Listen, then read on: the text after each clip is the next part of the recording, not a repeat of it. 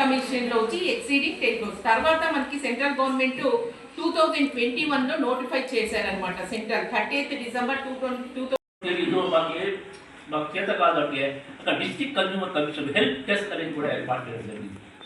నువ్వు ఈజీగా మీకు సులభమైన పద్ధతిలో సులభమైన విధంగా మీరు డిస్ట్రిక్ట్ కన్జ్యూమర్ కమిషన్లో చేసుకోవచ్చు. దాని తగ్గటువంటి సలహాలు సూచనలు కూడా district consumer commission help desk మీకు ఇవ్వడం జరుగుతుంది. ఈ డిస్ట్రిక్ట్ కన్జ్యూమర్ కమిషన్లో కేసు చేసుకున్న తర్వాత అది తొందరగా మామూలు కోర్టులలో మాదిరి కాకుండా అంటే కుంబర్సమ్ ప్రొసీజర్ కాకుండా ఈజీ వే అంటే సమాధానం చెప్పడం, సమాధానం చెప్పిన తర్వాత కేసులు ఇలాంటి చేసే కేసులు మేము ఎప్పుడు కూడా ఇట్లా కన్జ్యూమర్ నేను కూడా ఈరోజు కొత్తగా సార్ చెప్తేనే విన్నాను చాలా చక్కగా.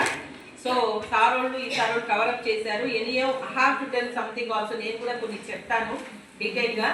సో సార్ వాళ్ళు ఇప్పుడు చెప్పినట్లు కన్జ్యూమర్ ప్రొటెక్షన్ యాక్ట్ 1986 అనేది మనకు వచ్చింది. మొత్తం టోటల్గా మనకి 3 forums ఉంటాయి. డిస్ట్రిక్ట్ ఫోరం ఒకటి, స్టేట్ కమిషన్ ఒకటి అండ్ నేషనల్ కమిషన్ ఉంటుంది. మీకు అందరికీ తెలిసిందే డిస్ట్రిక్ట్ ఫోరం వచ్చి డిస్ట్రిక్ట్ హెడ్ క్వార్టర్స్లో ఉంటారు. స్టేట్ ఫోరం అయితే ఎక్కడ ఉంటుంది? స్టేట్ కమిషన్ ఎక్కడుంటాయి? విజయవాడ. నేషనల్ కమిషన్ ఎక్కడ ఉంటుంది? ఢిల్లీ. ఎస్, డిస్ట్రిక్ట్ అయితే district headquarters, state commission అయితే విజయవాడలో ఉంటాయి, నేషనల్ కమిషన్ అయితే ఢిల్లీలో ఉంటాయి. సో దానికి ఎవరు హెడ్గా ఉంటారంటే యాక్చువల్గా డిస్ట్రిక్ట్ లెవెల్లో సార్ చెప్పినట్లు దాంట్లో ఒక ప్రెసిడెంట్ ఉంటారు, ఒక 2 members ఉంటారు. డిస్ట్రిక్ట్ క్యాడర్లో పోతే డిస్ట్రిక్ట్ ఫోరంలో అయితే రిటైర్డ్ డిస్ట్రిక్ట్ జడ్జ్ గారు ఉంటారు. సార్ చెప్పినట్లు ముందు దాని మీద ఎవరైనా సార్ వాళ్ళు ఏమన్నా డిస్ట్రిక్ట్ జడ్జ్ గారు ఏమైనా ఒక ఆర్డర్ పాస్ చేస్తే దానికి అప్పీల్స్ వచ్చేసి 45 days ఉంటాయన్నమాట. డిస్ట్రిక్ట్ ఫోరం ఇంకా స్టేట్ ఫోరం పోవాలంటే 45 days. తర్వాత స్టేట్ ఫోరం ఇంకా నేషనల్ ఫోరం పోవాలంటే 30 daysలో పోతారు. బట్ విత్ ఏ కండిషన్ ఏమంటే దాంట్లో 50% ఆఫ్ కాంపన్సేషన్ అమౌంట్ వాళ్ళు డిపాజిట్ చేయాలి. Sir he's not stated that thing, but అది నాకు తెలీదు. So it he's been made. So మనము డిస్ట్రిక్ట్ ఫోరంలో అయితే చేసే పని లేదు. ఎప్పుడైతే స్టేట్ ఫోరంకి అప్పీల్ పోతామో 30 daysలో మనం ఏం చేయాలని అంటే దాంట్లో కూడా స్టేట్ ఫోరంలో కూడా ఒక ప్రెసిడెంట్ ఉంటారు, 2 other members ఉంటారు. దాంట్లో స్టేట్ కమిషన్లో వచ్చి రిటైర్డ్ హైకోర్టు జడ్జి ఉంటారు. సో అక్కడ 50% డిపాజిట్ కట్టాలా. తర్వాత నేషనల్ కమిషన్కి వచ్చేటప్పటికి అక్కడ కూడా ప్రెసిడెంట్ ఉంటారు అండ్ 2 other members ఉంటారు. That he's been appointed by the central government. So దాంట్లో కూడా 30 days ఉంటాయి. అక్కడ నేషనల్ కమిషన్ మీద అప్పీల్ పోవాలంటే సార్ చెప్పినట్టు సుప్రీంకోర్టు వరకు వెళ్ళచ్చు. These are all things.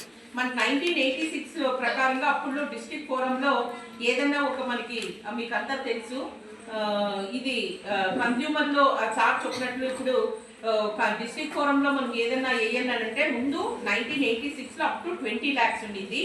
State కమిషన్లో అయితే 20 lakhs to 1 crore ఉండింది. తర్వాత నేషనల్ ఫోరంలో వేయాలంటే ఎక్సీడ్ 1 crore ఉండింది.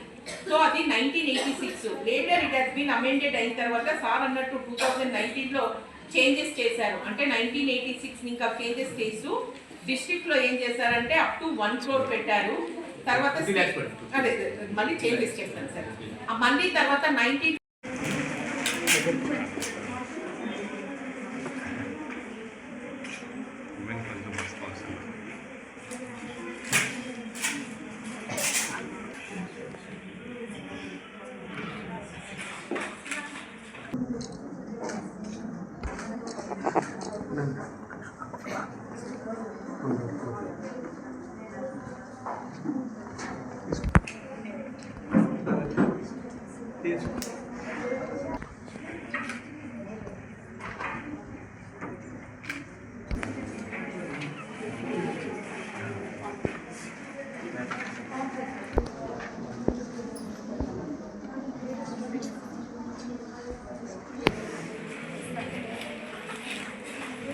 Sir please sir sir sir sir please हम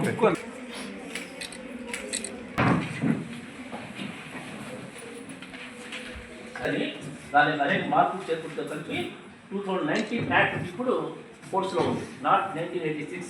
ఈరోజు థీమ్ ఆఫ్ ఏమంటే justice should be delivered as early as possible. అంటే డిజిటల్ జస్టిస్ అంటే ఆన్లైన్ ద్వారా మనం న్యాయం పొందాలి తొందరగా. ఏ విధంగా పొందవచ్చు? ఈ కన్జ్యూమర్ ఫోరం అని చెప్పారు సార్, అది 1986 కానీ 2019 తర్వాత అమెండ్మెంట్ అయిన తర్వాత డిస్ట్రిక్ట్ కన్జ్యూమర్ కమిషన్ అని మార్చబడింది. ఎంతవరకు పెక్యునరీ జ్యుడిషియల్ అంటే వాల్యూ ఎంతవరకు వస్తుందంటే దాంట్లో కోర్టులో ఆ కమిషన్లో వేసుకోవచ్చు. అది తప్పనిసరిగా 50 lakhs వేసుకోవాలి. అప్ టు ఎంతవరకు అంటే 2 crores. తర్వాత దానికన్నా ఎంతైనా వాల్యూ ఎక్కువ ఉన్నా కూడా దాన్ని నేషనల్ కమిషన్లో వేసుకోవాలి. ఇది 3-tier సిస్టమ్. వారోత్సవాల సందర్భంగా ఈనాటి కార్యక్రమం ఈరోజు ఎన్పిఎస్ ఉమెన్స్ డిగ్రీ కాలేజీలో నిర్వహించడం జరిగింది. సో ప్రతి సంవత్సరం కూడా మనకు ప్రభుత్వము, భారతదేశ ప్రభుత్వం ఒక థీమ్ అనేది ఇస్తుంది.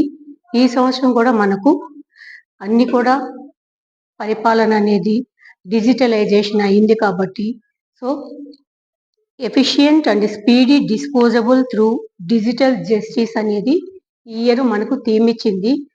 ఈ ఇందులో భాగంగా ఎవ్రీ ఇయర్ కూడా డిసెంబర్ 18 నుంచి 24 వరకు కన్జ్యూమర్ వారోత్సవాలు జరుపుకోవడం జరుగుతుంది ప్రతి కాలేజెస్లోను, స్కూల్స్లోను.